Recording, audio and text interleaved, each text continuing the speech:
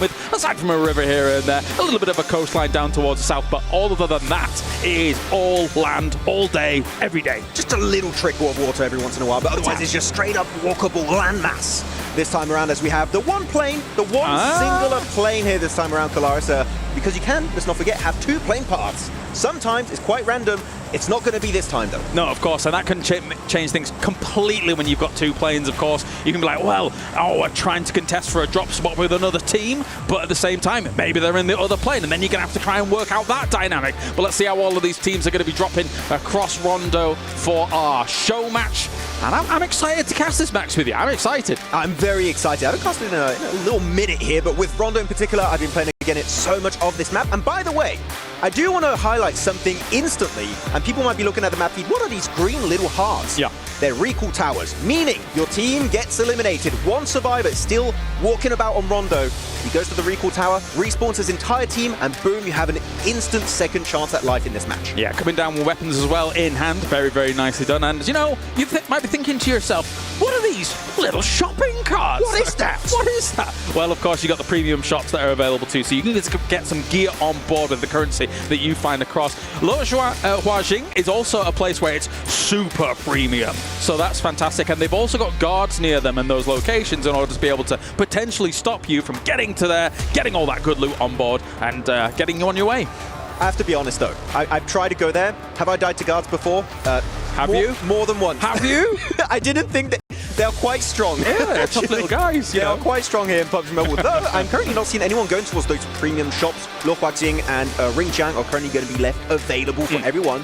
Though my personal main drop location I like to go to is Stadium. Great spot for sniping. And DRX and Fireflux are kind of close together on the west, but I don't think that's going to actually result in a straight-up fight. And one of the biggest focus points is always going to be Test Track and Neox Factory, though, when it comes to Rondo. Yes. There is oftentimes big hot drops in those locations, but for Test Track and Neox Factory, you see Regnum Carrier and Fourth Rise moving over there, that you can actually share what is effectively that spread of two locations. So, and then you can just rotate on away with maybe some of the new vehicles on board too. Exactly. We'll see some of the vehicles at some point. But this is actually one thing I was theorizing with this map. Because you have the recall towers, I think you might see some teams decide to go for the play of one player camping a recall tower, the rest of your team going for maybe a very aggressive push, trying to get early eliminations, and boom, your team loses the fight, go for the res. That might be why QX from DRX went all the way up to Ryan and the rest of them dropped on Stadium, right? Yeah. Because he was theorizing, okay, they can go for the potential hot drop, maybe get some limbs on the way, as unfortunately Falcons has already taken some casualties,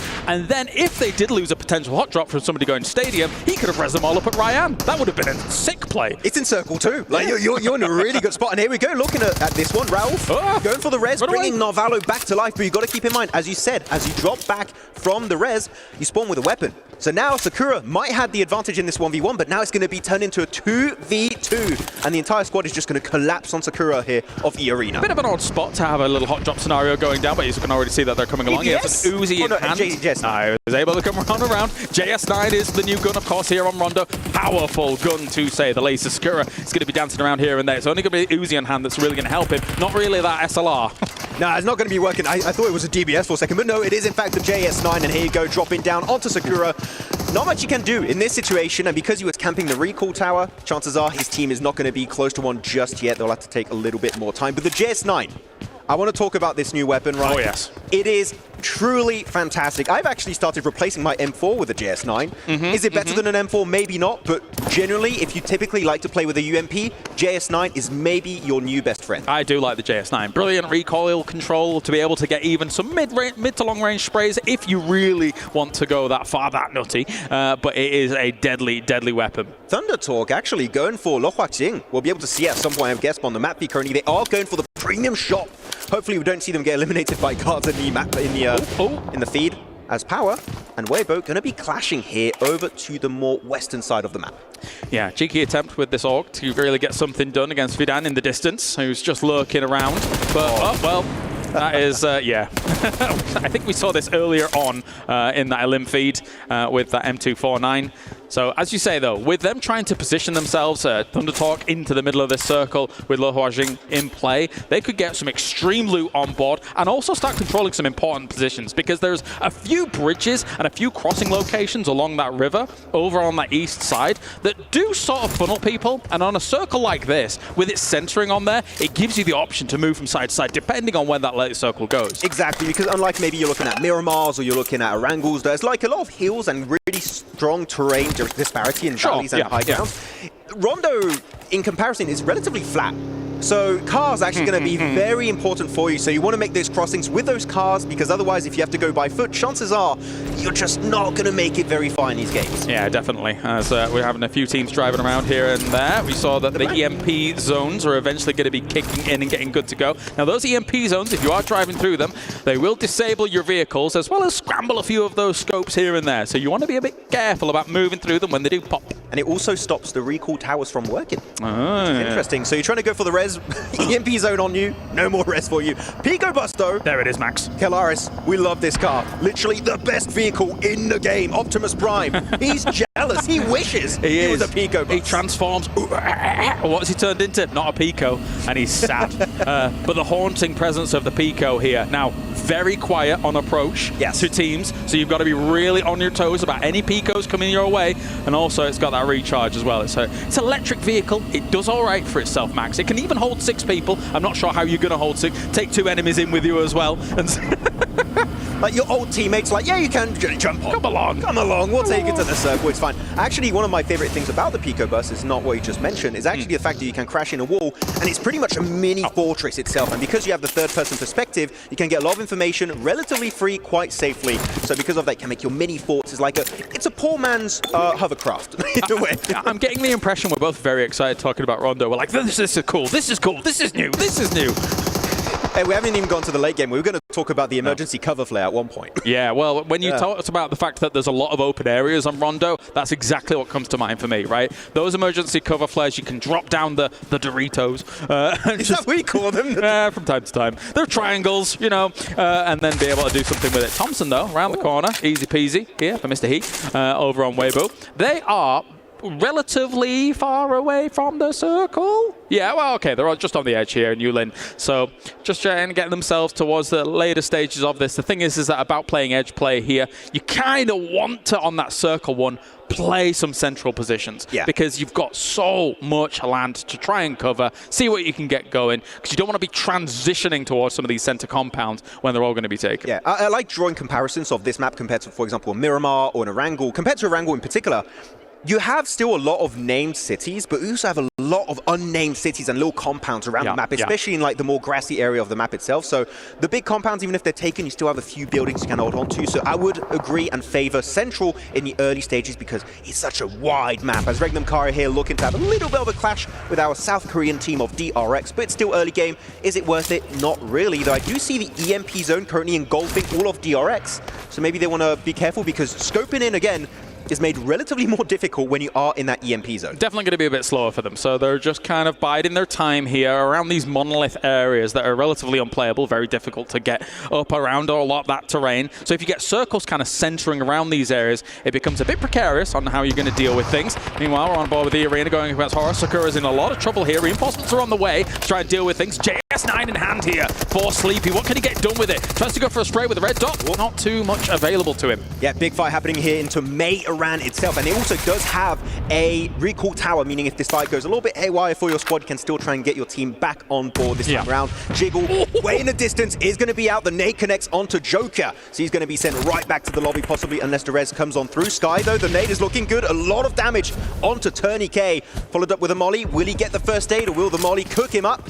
As Tony K here is going to be struggling on fire, but does pull off the first aid and will be able to have another chance to win that fight. Not much cover to work with on these walls. Still realizing exactly where Sky's moving up. He maps straight for this. He gets the heal off fully. But gets taken down by the S12K. Very nicely done here by Sky. Horror not having too bad a time. Actually, I'm looking at the map feed. We have Thunder Talk currently. They hear this fight happening, and keep in mind, they've been looting in Lo Huaxing this entire time. They might have MG3s, like all just crate weapons in their arsenal. So E-Arena, if you hear a team next to you, might want to just call it a day and leave. I mean, Mormon is doing exactly that and hoping to find one of the recall towers. I believe there's one over to the east, so that is going to be his main focus this time around. Yeah, there's actually quite an odd scenario going on. Fourth Thrives is also embroiled in a fight up near Fireflux as well as DRX, but Noki is way far away from them waiting in Neox X-Fact. I'm wondering if he's maybe going to go for a res, because he's kind of also stuck in an EMP zone whilst the rest of his team's going down. Yeah, don't forget, you cannot res in an EMP zone. You have to wait for it to clear before you actually go for the res on your teammates. As Mormon, here we go, he got it to his own recall tower east of Meiran. I'm not sure how many can actually revive here, because I believe they already got one res earlier. And yeah, Sakura, I believe, is fully out of this game. You get one respawn per match. And unfortunately for Sakura, that is the end of the line. Can you imagine if you just keep going and going and going? Res, res, res, res. I'd have to save you, Max, about 6 times. I mean, I gotta lose their cheek pads, Kalaris, you know? I need that cheek pad. If I have to die for it, I will die 10 times for the cheek pad. He loves cheek pads. If he doesn't have one on his bolty, that's rough. I have 2 usually, just an extra in case it breaks. Yeah, I know, Max. But anyway, we've still got Regnum Carrier stuck in this fight here. But thankfully for these guys, they can again be a little bit slow about this. It is still kind of center circle as we are now bearing down for a circle 2 shift. And then after that, they'll really decide where they want to go. Thankfully, because of some of these plateaus, you can keep your cars relatively safe against some of the angles that your opponents have. Yeah, actually talking about these big monoliths, as you called them earlier. We saw it in Miramar. You can drive up these big mountains. Technically, you can also do that here. You can go up there. It's a fantastic sniping position. A bit sneaky. It's a bit sneaky, but they don't really have dips on top, so you're quite visible to enemies. So you've got to be very confident to hit your long-range shots if you want to go for those big high ground positions. This fight's still ongoing though. Fireflux, Regnum Carrier, the 2 Turkey teams here looking for a clash. But phase 2 is about to pop. Are we going to have a desert finish? Or are we going to have a grassy finish? Where is it going to take us? It's a big question. Unless it goes center, and then the river becomes even more problematic. Oh, okay, so mostly grass. And yeah, Test Track and Neox Factory become a very big focal point here. And there's a lot of open areas around them. There's also to the northwest, kind of that bamboo forest that actually you can crash car through. Those can go down, but look who's also going down, Regnum Carrier. Didn't Fourth Thrive just get the res and now like, we're fighting again? Time to go. Let's send it one more time. Here's going to be onto Regnum Carrier. They're looking to take the engagement side. That's the IGL already down. The Fourth Thrives here, a little bit hesitant. What's the game plan? Do we commit? Do we get back in the cars and leave? Do we send a player up on the... Is he sending it uphill on the mountain? Oh, he's getting. Yeah, he's doing exactly what I talked about. He's taking the high ground. Yeah, I like that. Also, some deployable cover was thrown down here. You could hear that whoosh sound as that is going to descend here for them to try and keep themselves alive just a little bit longer. Kind of, you could, very, very difficult to deal. As you can see, Jing also with an MG3 in that limb feed. Ooh. From the premium shop. Yeah, you can get almost a full squad of MG3s in the early game. That's pretty terrifying. It is quite terrifying. Valak, I wonder how high he got on this mountainside. As Silas is pushing it solo. Without the backup of his team, he's got to be a little bit careful. Don't over-peak it. You are in a nadeable position. They're definitely aware, though, right? They could hear that driving going on. Silas is not... sees him. Is he trying to go higher? Higher? No, surely not. It's Valak. Who knows? He's crazy. He's mad. Oh, wait, I think... Did he just jump? No, he's going higher. No, Valak. I think he could be sprayed down here. He can. Yeah. Done. That's no. A disaster. Hey, point proven though, you can do it. You can do it. You're just going to be very susceptible to some shots coming in here as well. Silas once again looking for another opportunity on Fourth Rise, but Fourth Rise getting completely out of dodge, going for a little heal, running on away, but they're chasing him down. Let's go. I mean, you should get that elimination if you can. Regnum Carrier, do not allow Fourth Rise to live on this match, because we do actually see the rest of the team is still in Neox Factory, still possibly camping that revive tower, that recall tower. Yeah. They already res some of their teammates, so how many can they really bring back? Can Falk be respawned? That one I'm not too sure. Yeah, it's a good point. They've not gone for it just yet. Technically, it's not been fully ended here. As you can see, Falak is just down at the moment up on that high ground. So I guess they're just waiting for that to kind of time out. And they are also seeing if T24 was actually going to go down as well. He has a JS9 on board too. So technically, a lot of firepower available there. But actually, Narvalo lurking around. He's got to be careful about this. I don't think he... Well, okay. No, they know Narvalo is there. He does take a few shots here and there. Yeah, I mean, Narvalo also got rezzed already this match very early on. So he cannot afford to go out at this stage. Otherwise, it is going to be proper GG for him. T24 looking to leave. Though we saw in the elimination feed, Thundertalk were fighting Horror for a little bit. They actually got a few knocks, a few limbs, but Horror, of course, camping Meiran. They have the recall tower. They get the full reset on their squad, back as a 4-man team. as we now go over to their position. You can see here the good idea of what Lochwachsing looks like. It's like a little bit of a fortress position, and the high ground actually is really good for just long-range fights overall. Definitely. APG in some trouble here as well, going up against non-shim Red Force. Here come the reinforcements from them as well. The last 12k around the corner goes for the molly across that wall, but he's already relocated. There's going to be shots coming in from that high ground as well here. A nice jump shot around the corner. The S12k proving dividends. Oh, that was a great jump shot here from Doc C against APG. Are we going to get a Doc versus Doc action here this time around? That's going to be the attempt as Yol going right through the Molotov.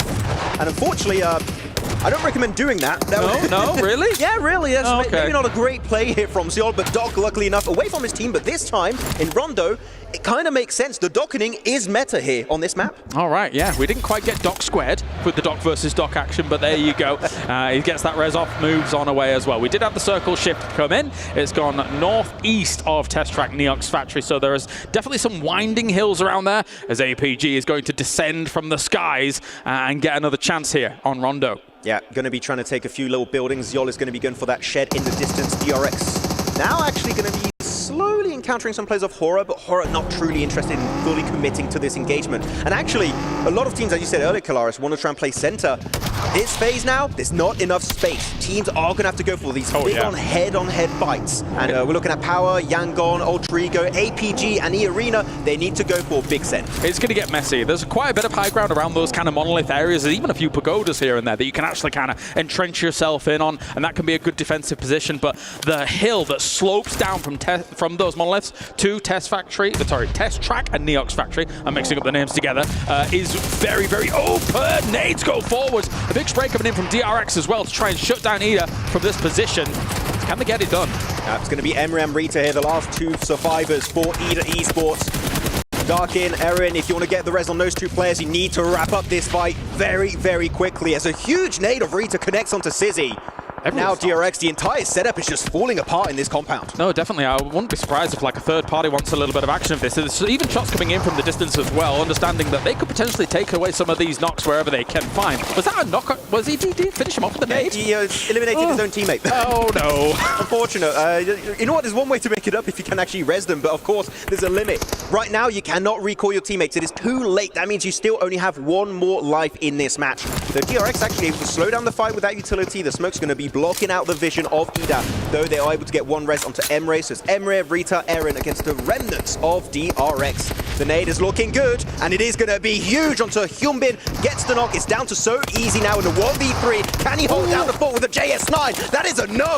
And they are out of this Rondo game. Rough stuff out in 15th. Meanwhile, look what the Boogie was able to do alongside one of these monoliths. You can see the pagoda down there that I was referring to as well. And it's become a huge theatre of conflict now as Mana comes around with the JS9 to try and do something about all of this. A lot of JS9s in play here, coming around the corner. They finished them all off. Good stuff by Alva from the distance as well. That's Alter Ego looking good. I love Moana just going around the wall. It's like, oh, they're kind of mini labyrinths. It's like, is this entry pointing upstairs? Is it the other side? No, they do find at the end, though, Alter Ego able to get himself a good game here on Rondo. A ton of eliminations, though the center of the circle still in favor of Ida and Horror Esports. But the main threat we kind of talked about a few times this game is still they're going to be a Thunder Talk, because their ammo count, the weapons they have, they're just fully looted up after looting up in Lochwachsing, and they are still in circle here in this little castle fortress over to the east. They could just go guns blazing and third party from a distance. Yeah, they really could. I mean, E-Arena rocked up on them, right? And they were like, actually, maybe we'll leave, because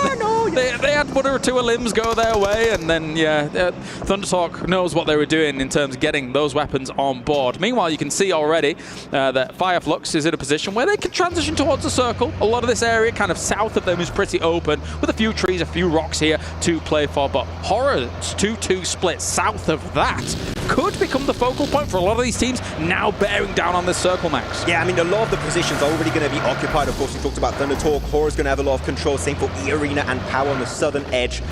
I'm going to start looking now at the one item we've referred to quite a few times, the emergency cover flare. If you cannot make it, you want to survive in the open, 1, 2, 3 emergency cover flares can really buy you so much precious time to maybe make it later on in the match. As you say, there's some incredibly flat locations, so if you've got some cover that you can throw down straight away, get that going. The Doritos. It's lovely. It's lovely stuff. But Rosemary now cooking up a nade, seeing if he can do anything against Raynham Carrier a little bit further forwards than them.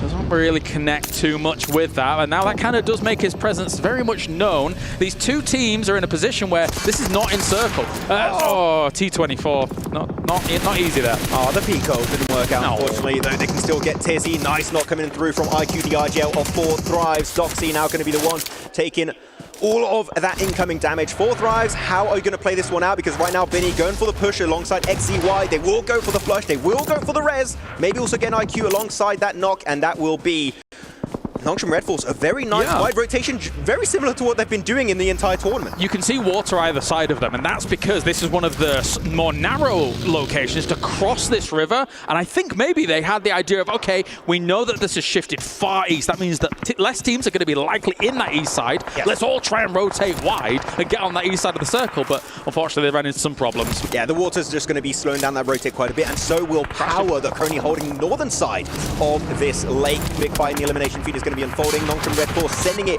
right into the compound of 4 Thrives. It's going to be Noki, though, also shared alongside the players of Horror, No Fear, Jiggle, though playing that one singular building, want to stay away from the from this conflict. Yeah. And Noki just trying to survive. One of those unnamed POIs that actually does rise here is the kind of solar power location. So, as you can see, it's a nice angle, beautiful angle here coming in from Nongshan Red Force to deal with Power. That was actually, that's a good way to use the Pico bus. Lots of windows. Yeah, a lot of windows. Don't want to get sprayed by one person at like 150 meters. No. That one is quite rough. You just hit a lot of headshots. Magnum Karia, we still saw them take some early fights earlier on in this match versus 4 Thrives, and now it's going to be versus Ida. Regnum still have 4 players. They got 6 eliminations. They're looted really nicely in this match. Can they go for the transition? Because the circle moves away once more. Yeah. Do you want to take this fight or maybe favor a position in the circle and just full send it? I think this may end up boiling down to a Horror finding a brilliant position up against an eventual Thunderstork coming in with insane weaponry. Still, nades go forwards from Ida here to try and deal with Regnum Karia and what they're doing.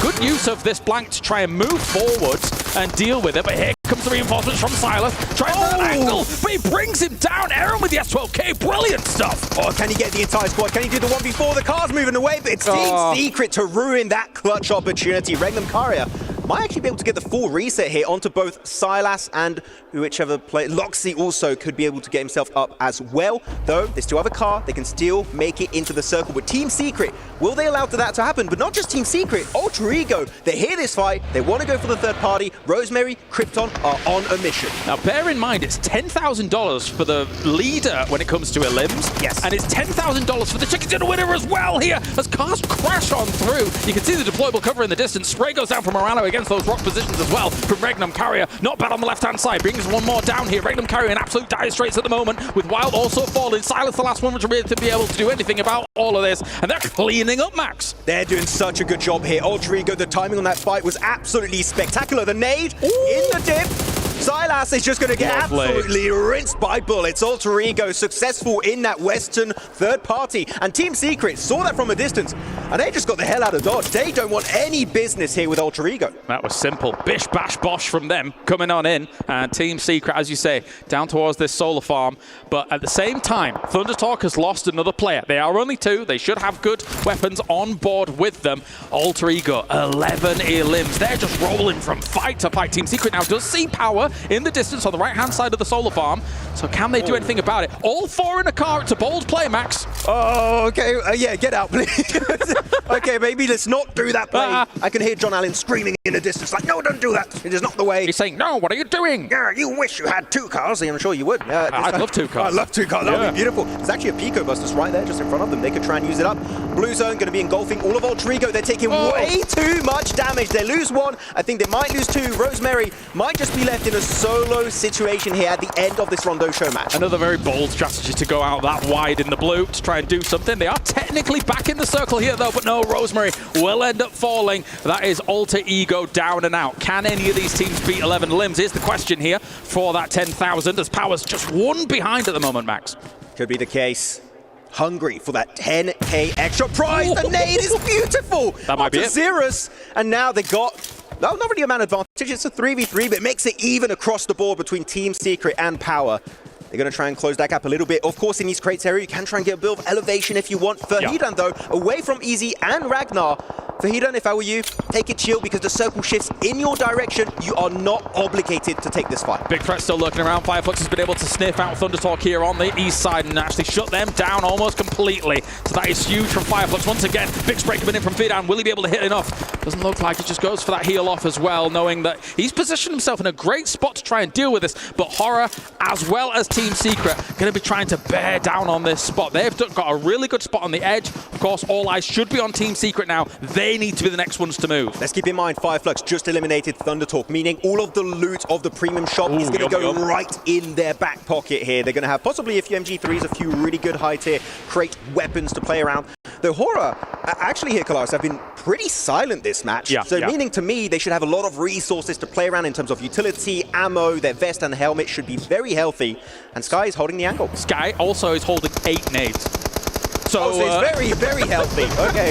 Big push here from Fireflux to try to do something about power. Try to dislodge them from this rock on this southeast side. Not too bad at all. The shotguns come out, though. Are able to clean up a lot. Fahidon's not really there to be able to aid this position here, as Fireflux is trying to do the very most. It's up to Ketch and Solus to shut them all down, and they've done pretty well. Maybe they can get the reses off. Yeah, Ketch and Solus, the true OGs here of Fireflux. They've been on this squad for absolute years in PUBG Mobile Esports, and still here over in Rondo. We saw the emergency cover flare dropping down from the heavens. They're going to have a good little anchor to play around. It's going to be for Ketch in particular to use that to his full advantage. Though Horror, Team Secret, they're fighting it tooth and nail here in this unnamed compound. I mean, it's now the nade on Frankie. Oh, looks good. Perfect. It hits it. I mean, this might end up being the winning play here for them to try and shut them down. The circles come their way as well. If they can shut down Team Secret, who was trying to leapfrog forwards of Horror, and they've taken them completely down. We talked about the nades before. They had them in spades. Did they shoot even a single bullet? Oh, I don't think so, to be fair. The bullets were nades at the end of that one. The circle, as we see, shifted again on phase 7 in favor of Horror. And actually, one of the new mechanics here, if you want, you can actually explode the ground and you can create some dips. This is what we're going to see used in favor of Fahidon, behind especially that emergency cover flare, so you might survive quite fine this match because of that dip. Terrain destruction going to be important here on Rondo, but now Horror could be staring down a chicken dinner and maybe even the Elim lead as well. If they were able to get 20k on board, that would be huge. But Ketch just trying to use this pylon to keep himself alive for as long as possible, but he knows he has to make a huge run for it. He hopefully might have some more deployable cover, but it's looking like Horror's going to be able to take this one. I think if they would have some here, they would have possibly used it a little bit earlier on in this match here. But Horror, if you have some, don't use it, because you don't have to. You're in the circle. Fireflux are the one that have to use the emergency cover flare if they currently have it available. They're going to be waiting out in the blue, and Solus is going to go out and deny that point. They don't know who has Elims, but if they denied, and actually they have 13 Elims versus 12, they could walk away with 10k for the Elims if they both denied. But I think they got it! 13, they tied up with Fireflux at the very end of this Rondo show match. How does it work in case of a tie? I don't know. Me neither. We'll find out.